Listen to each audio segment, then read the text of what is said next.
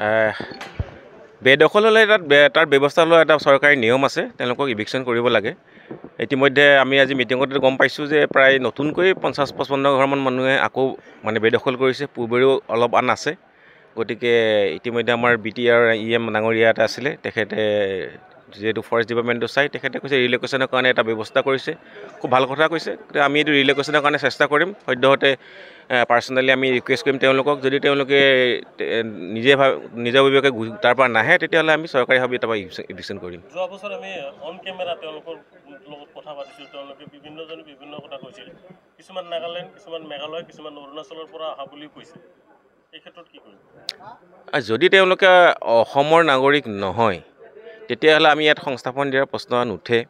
আৰু যদি হয়তো যদি নাগালেণ্ডৰ মানে যদি আমাৰ বড়ো জনগোষ্ঠীয় মানুহ হয়, তেতিয়াহ'লে তেওঁলোকে ইয়াত সেইখিনি সুবিধা পাব, বা অন্যান্য অসমৰ যিখিনি জনগোষ্ঠী আছে থলুৱা, তেওঁলোকে পাব, কিন্তু বাহিৰা মানুহে নাপায় ইয়াতে।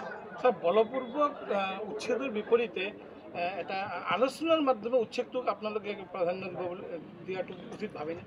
ভাবোঁ, যিহেতু এটা কি কাৰণে মই ভাবিছোঁ, কাৰণ পূৰ্বতেও তেওঁলোকক ইভিকশ্যন কৰা হৈছিল, আকৌ পুনৰ গুচি আহে। গতিকে তেওঁলোকৰ যিটো মাইণ্ডছেটটো চেঞ্জ কৰিবলৈ হ'লে তেওঁলোকক এটা নতুন পন্থা বা নতুন এটা দৃষ্টিভংগী দেখাব লাগিব, আৰু নিজাববীয়াকৈ যে তেওঁলোকে আহিব, তেতিয়া হয়তো তেওঁলোকৰ টেণ্ডেঞ্চিটো কমি যাব এনক্ৰচমেণ্টৰ।